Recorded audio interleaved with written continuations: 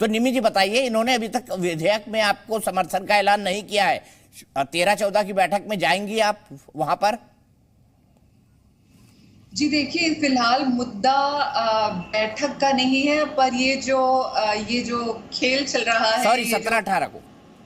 जी, तो फिलहाल मुद्दा ये चल रहा है कि किस तरह से बीजेपी हर संभव कोशिश करके तिकड़म में लड़ा के तमाम तरह के बागी लोगों को अपने साथ शामिल करके अपने 2024 के प्रोस्पेक्ट्स को अच्छा करने में लगी है। लेकिन हमारे लिए बहुत जरूरी है कि हमारी आइडियोलॉजी से मिलते हुए लोगों हमें समर्थन करें। एकता अच्छी चीज है, लेकिन फिलहाल हम अपने प्रिंसिपल्स को कॉम्प्रोमाइज नहीं करेंगे। हम सिचुएशन ऑब्जर्व कर रहे हैं और हमारा यकीन पक्का होता जा रहा है कि बीजेपी का कोई मॉरल कॉम्पस नहीं है, किसी तरह की कोई आइडियोलॉजी नहीं है। इन्हें हर जोड़ तोड़ करके सिर्फ और सिर्फ इलेक्शन जीतना है। तो हम इनसे सहमत नहीं है और हम इनकी इस तोड़ के लिए हम उन लोगों के साथ गठबंधन नहीं करेंगे जो बिल्कुल इन्हीं की तरह सोचते हैं या इन्हीं की तरह ऑपरेट करते हैं। तो हमारा मुद्दा यही है कि किसी भी तरह से एक जैसी विचारधारा के लोग जो संविधान की कद्र करते हैं, जनता के हक और अधिकारों की लड़ाई लड़ते हैं, वो साथ आए और फिर आगे बात हो। निमी जी, जलेबी मत बताइए ना, आपने स्टैंड लिया है पिछली बार कि अगर हमको अध्यादेश पे सपोर्ट नहीं मिला तो हम मीटिंग में नहीं जाएंगे अगली। तो बताइए, जा रहे हैं या नहीं जा रहे हैं, हाँ या ना?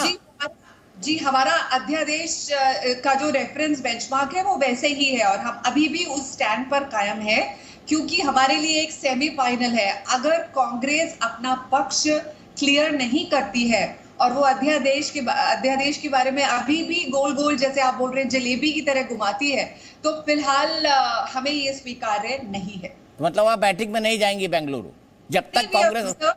वी आर ऑब्जर्विंग, हम अभी देख रहे हैं। मतलब बदल भी सकते हैं, कर रहे मतलब हैं। बदल भी सकते हैं।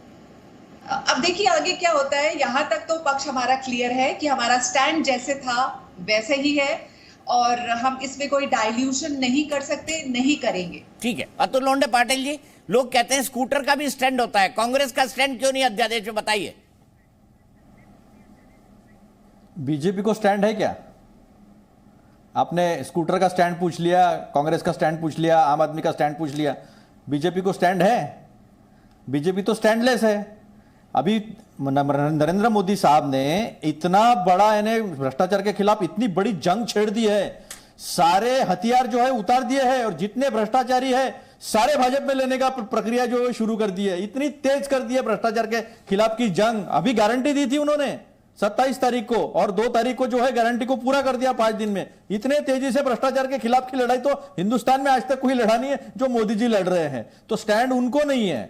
और आपको तो फिर बधाई तो शिवम भाई को है, प्रवक्ता बन गए, लेकिन आपको क्या बधाई दूं? सारे विश्लेषक एक एक करके है, जो हम कहते थे कि भाई बीजेपी के प्रवक्ता मत बनो तो हम पर चिढ़ा जाता था।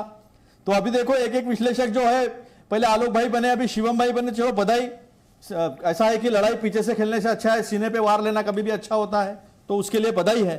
लेकिन एक बात मुझे बताइए, ये क्या चक्कर है कि किरीट सोमैया पहले आरोप लगाते हैं, फिर ईडी वहां जाती है, किरीट सोमैया जी को बताकर जाती है ईडी और इनकम टैक्स, और उसके बाद रेड होती है, कुछ कुछ लोगों को जेल हो जाती है और वापस आने के बाद उन्हें भारतीय जनता पार्टी में जो है वो ले लिया जाता है। तो इससे अलग और कुछ नहीं है। अभी शपथ भी बदल देनी चाहिए कि मैं ढकना, ढिमकाना, टिमकाना, ईडी से डरकर, इनकम टैक्स में शरण आकर शपथ लेता हूं कि मैं जनता के सारे हितों को बाजू रखकर मैं सिर्फ अपने लिए काम करूंगा और इस महान कार्य के लिए मैं भाजपा में शामिल होने जा रहा हूं, इस तरह की शपथ कर देनी चाहिए। तो स्टैंड तो ये ऐसा होता है। और जहां तक रही आम आदमी पार्टी की बात है, अध्यादेश की बात है, तो वो पार्लियामेंट की बात है।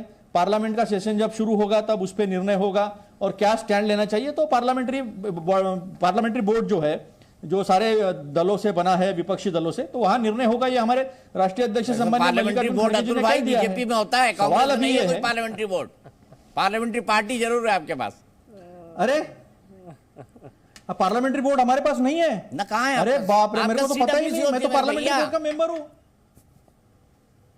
सीडब्ल्यूसी भी होती है और पार्लियामेंट्री बोर्ड भी होता है। मैं महाराष्ट्र में एमपीसीसी का, महाराष्ट्र प्रदेश कांग्रेस कमेटी के पार्लियामेंट्री बोर्ड का मेंबर हूं। जिसका गठन अभी हुआ है पिछले महीने। अच्छा चलिए, मेरी संगठन तो जानकारी हमारा, नहीं थी, हमें पता है ना। माफी चाहूंगा, तो मैं मैंने आज तक पार्लियामेंट नहीं सुना है आईसीसी में पार्लियामेंट्री सुनिए, बोर्ड दीपक होता भाई है। सुनिए। कोई बात नहीं, आपकी बात आपकी तरफ, आपकी पार्टी है, आपको जो बनाना है बनाइए, आपको जो बनाना हो बनाइए, लेकिन शिवम त्यागी जी, मुझे इस बात का मैंने साफ कहा जवाब दीजिए मैंने कहा कि भ्रष्टाचार के खिलाफ न जाने की गारंटी प्रधानमंत्री ने दी थी कि हमारे साथ आओगे तो हम भ्रष्टाचार करने वालों से आपको दूर रखेंगे। तो फिर ये अजीत पवार में ऐसा क्या हो गया? क्या वॉशिंग मशीन में धुल गया अजीत पवार? दीपक जी, आपसे पहले दो लोगों ने सवाल पूछा, दो अलग अलग प्रवक्ताओं ने। सबसे पहले तो शुभकामनाओं के लिए बहुत बहुत शुक्रिया। और अतुल जी, मैं विश्लेषक हूं या प्रवक्ता, उससे कोई फर्क नहीं पड़ता, बातें तो मैं सीधा सामने से ही लेता हूं, एकदम छाती पे, डरता नहीं। जब से बोलना सीखा है तभी से। वैसे भी जब विश्लेषक होता था तब भी आप मुझसे ही बहस करते थे, तो इतना क्यों परेशान होना है। खैर, अब आम आदमी पार्टी की प्रवक्ता की बात पर आता हूं। उन्होंने कहा हम और हमारी जैसी विचारधाराओं के लोगों को हम लेंगे, बाकी और किसी को नहीं लेंगे।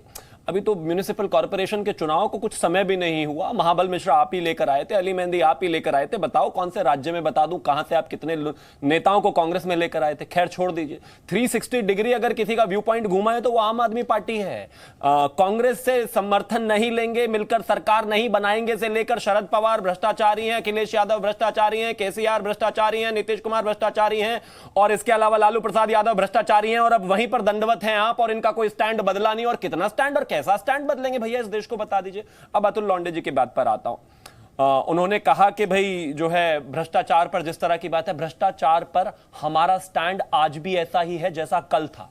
और 2014 से 2023 के बीच में जितने भ्रष्टाचारियों पर कार्रवाई हुई है, आपने बिल्कुल सही कहा, उतनी जल्दी डिलीवरी तो कहीं भी नहीं हुआ। अतुल जी अब सुनना पड़ेगा आपको, उतनी जल्दी डिलीवरी तो कहीं भी नहीं हुई। बताइए कौन सी पॉलिटिकल पार्टी है जहां पर इस तरह के भ्रष्टाचार के केसेस वाले लोग ना हो और किन के ऊपर नहीं चल रहा हो। यह देश ऐसा है जहां पर नौकरियां दे दी रेलवे में और उसके बाद में प्लॉट लिखवा लिया, तो जाहिर बात है अब उनपे तो चार्जशीट होनी है, उनको कैसे बख्शा जा सकता है। अब विषय पर आता हूं। आपने कहा कि भाई ऐसा क्या हुआ अजीत पवार जी के साथ और उनको ऐसा क्या। मैं सिर्फ एक चीज कहना चाहता हूं, भारतीय जनता पार्टी और आदरणीय प्रधानमंत्री श्री नरेंद्र मोदी जी की विकासवादी राजनीति है। अगर किसी से अपना घर नहीं संभलता, अगर किसी के घर में परेशानी है, अगर कोई परिवारवाद से ग्रसित है, अगर कोई अपने परिवार को, अपनी पार्टी को नहीं संभाल सकता, अगर कोई अपने बेटा और बेटी से आगे बढ़ नहीं सकता, पार्टी को परिवार को पार्टी मानता है, पार्टी को परिवार नहीं मानता, तो माफ कीजिए लोग तो बाहर जाएंगे ही। जब आप लगातार अपने लोगों की डिससैटिस्फैक्शंस को समझ नहीं पाएंगे, जब आप लगातार जो है लोगों को इग्नोर करते रहेंगे और अपना बेटा बेटी को ही प्रथम रखेंगे, तो यह हाल होना ही है।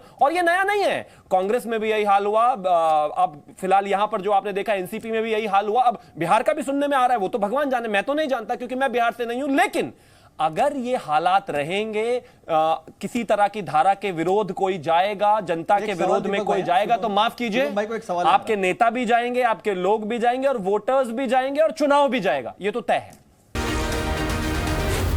जी न्यूज़।